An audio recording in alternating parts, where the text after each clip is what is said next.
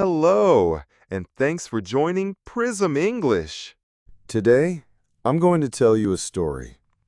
It started with a phone call at 3 a.m.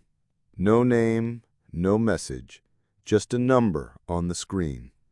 She almost didn't answer. It was 3:12 in the morning when Elena's phone rang. She wasn't supposed to be awake, but sleep had been a stranger for weeks. She stared at the glowing screen from her dark bedroom, blinking against the harsh light. Unknown number. No name, no location, just a string of digits. She almost declined, but something, a strange flutter in her chest, made her press answer. She didn't speak right away. Neither did the person on the other end. All she could hear was breathing, uneven, shaky. Then, a voice, male, quiet, cracked. Is this... I'm sorry, I think I dialed wrong. Elena sat up. It's okay, she said, unsure why she sounded so calm. Who were you trying to reach? A long pause. Then the voice said, Nobody. I wasn't trying to reach anyone. There was something about the way he said it, as if he hadn't expected anyone to pick up, as if he was disappointed someone had. Elena's heart beat faster. Her room was silent, but her mind wasn't. The voice spoke again. You ever feel like you're just done?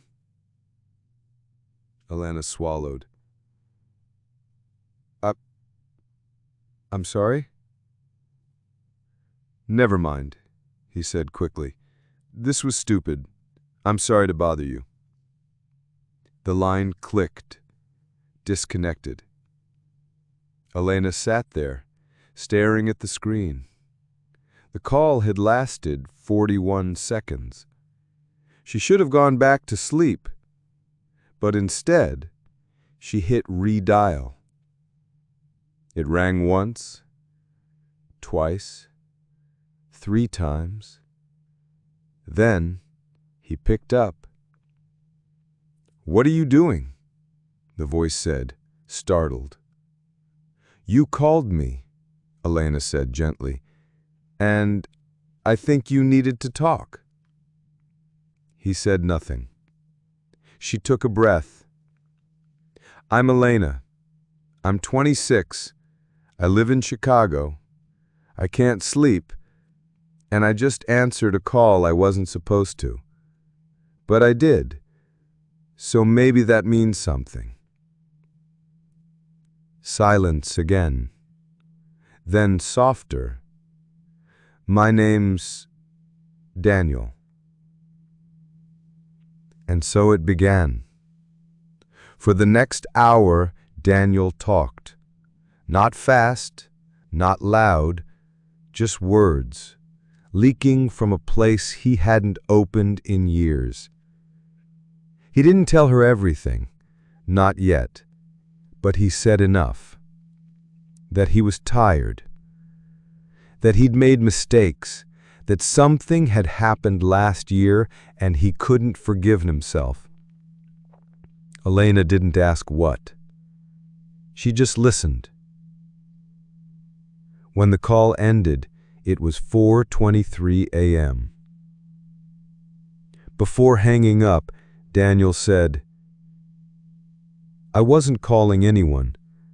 I just typed numbers randomly. I don't even know why. Elena replied, Maybe you were supposed to dial mine. He laughed once, a soft, broken sound. Thank you, he whispered, for answering. She didn't expect to hear from him again. But the next night, same time, the phone rang. Same number, same voice. The second call came at 3:04 a.m., just a little earlier than the night before. Elena was already awake. When she saw the number, she didn't hesitate. "Hi," she said softly. There was a pause on the other end. Then a small, almost embarrassed chuckle. "I wasn't sure if you'd answer." "I wasn't sure if you'd call," she replied. He sighed. "I don't know why I did." Elena leaned against her pillow. "Maybe because the world feels quieter at this hour. Less judgment. Fewer expectations." "Yeah," Daniel murmured. "And maybe because I didn't want to feel like I was disappearing." They talked again, this time for over an hour, about small things, the city lights outside her window, the music he used to play on his guitar before he sold it, the dog she lost last year, the sister he hadn't spoken to in 5. There was a rawness to their words, like two people peeling back layers they didn't know were still there.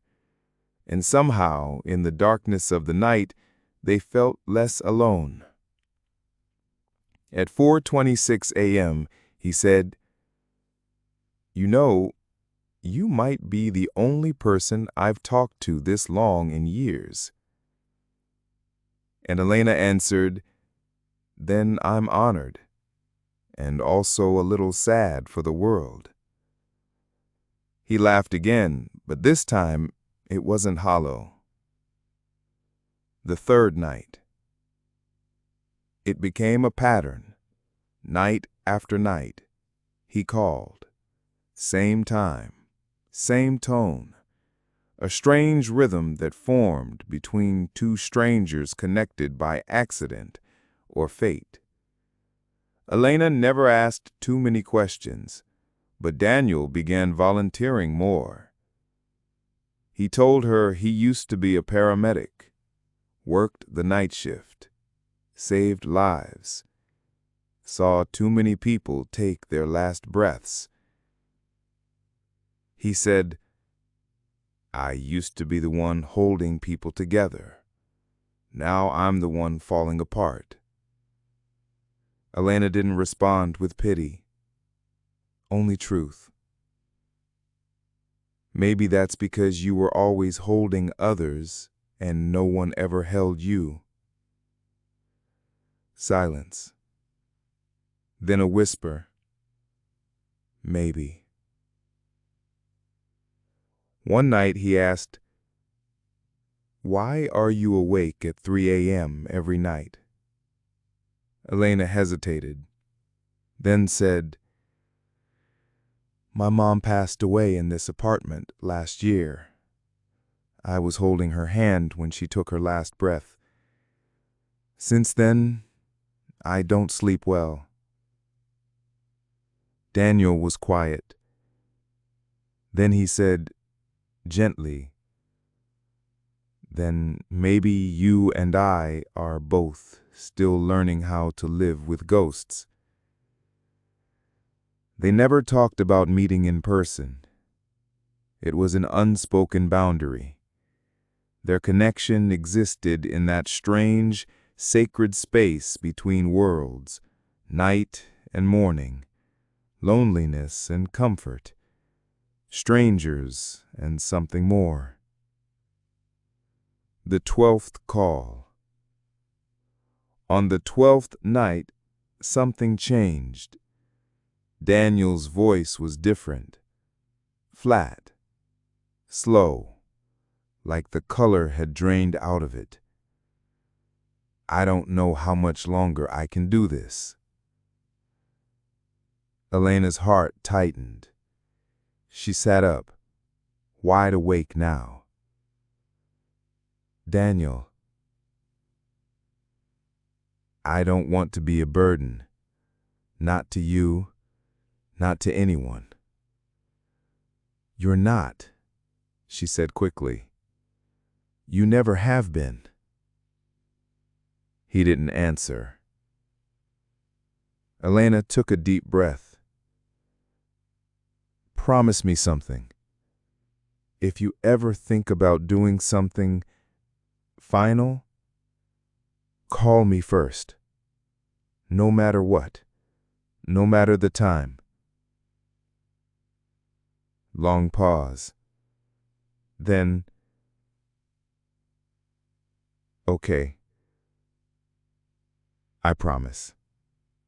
It was a quiet Friday when it happened. Elena was cleaning out a drawer in her kitchen, finally going through old papers she hadn't touched in months. She wasn't expecting anything important.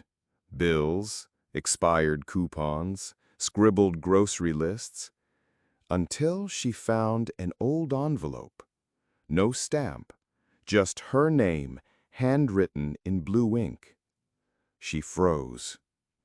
It was the letter from the hospital, the one she had refused to open the day after her mother passed. Her hands trembled as she sat down. Slowly, she peeled it open. Inside was a short note. To Miss Elena Parker, we are truly sorry for your loss. We would also like to extend our gratitude to the paramedic who stayed past his shift to hold your mother's hand until you arrived. His name was Daniel R. Lawson. We thought you should know. Elena dropped the paper. Her ears rang. Her heart raced. Daniel. Not a stranger. Not just a random voice in the night. He had been there. She remembered now. The paramedic who sat silently beside her mother's bed. He hadn't said much, just stood and stepped back when she entered the room. Elena had barely looked at him through her tears. But now, she could hear his voice, the same voice that had whispered, "I'm sorry for your loss," just before walking away that day. It was him. She didn't call that night. She waited. At 3:02 a.m., her phone rang. She stared at the screen. Same number, same quiet rhythm. She answered. Silence. Then Daniel's voice. "You're quiet tonight." Elena whispered, "Why didn't you tell me?" Silence again. Then a slow exhale. "You found the letter," he said. Tears welled in her eyes. "You were there, with my mom. You stayed." Daniel replied, barely audible. "I was the only one on duty. She was scared. I didn't want her to be alone." Elena bit her lip. "Why didn't you say anything?" He said, "I didn't think it mattered. And then when I called that night, I didn't even know it was you, not at first." He paused. "And when I realized, I was already too afraid to break the silence." They both stayed quiet for a long moment. Then Daniel said, "I've done a lot of things I regret, Elena, but staying with your mom that night, that wasn't one of them. That was one of the only times I felt like I did something right." Elena felt her breath catch. She wiped her face. "You saved her, even if only for her last hour." Daniel's voice shook. "And you saved me." That night, they didn't hang up until the sun rose. Not because they ran out of things to say, but because they both knew something had changed. They were no longer strangers. 2 days later. Daniel missed a call, the first time in 2 weeks. Elena waited and waited. Then a text appeared at 6:17 a.m. "I'm sorry I didn't call. I went to see my sister. It's been 5 years. I told her I've been talking to someone who reminded me how to stay alive. She cried. So did I. You were the first person I told about my past. Thank you for not hanging up that night. That wrong number saved my life." Elena stared at the screen, then typed, "There are no wrong numbers, just calls waiting to be answered." Spring came slowly. The air in Chicago was still cold, but softer somehow. Elena started sleeping again. Not perfectly, but better. The calls didn't stop, they just shifted. Now they happened at 9 p.m., sometimes 10, sometimes in the middle of the day. Sometimes they didn't call at all. They met in person. Their first meeting was quiet, at a coffee shop. No grand gestures, no dramatic music. Just two people sitting across from each other, with months of midnight conversations folded quietly between them. Elena smiled as she stirred her drink. "You look different than I imagined." Daniel smirked. "Better or worse?" She shrugged playfully. "Taller." He laughed. "I imagined you with glasses." She leaned in. "I have a pair, but I didn't want to seem too smart." He grinned. "Too late for that." And just like that, the ice melted. What came after? They didn't become lovers overnight. There were no fairy tale confessions, no kisses in the rain, just consistency. Calls that turned into walks, walks that turned into dinners, moments that meant something more. Daniel kept going to therapy. He reconnected with his sister. He bought a second-hand guitar and started playing again. Elena, for the first time in a year, stopped apologizing to the silence. She laughed again. She made plans again. She lived again. 1 year later. Elena stood in front of a small group of people in a local community hall. A sign behind her read, "Letters for Strangers, Sharing Stories, Saving Lives." She took a deep breath, then said, "A year ago, I answered a phone call from someone I didn't know. He wasn't calling me, not really, but somehow the universe decided I was meant to pick up." She paused, scanning the faces in the room. We talk about saving lives like it's something dramatic. CPR, fire rescues, but sometimes it's just picking up the phone, listening, staying on the line just a little longer. Daniel sat in the back of the room, smiling. He had heard this story before, but this time it felt like a song finding its last note. After the event, someone asked Elena, "Do you believe in fate?" She thought for a moment, then said, "I believe in answered calls." Somewhere, someone is standing on the edge, waiting for a reason to stay. And somewhere else, Someone's phone is about to ring. They might think it's a mistake, but sometimes a wrong number is the only number that matters. Thank you for listening.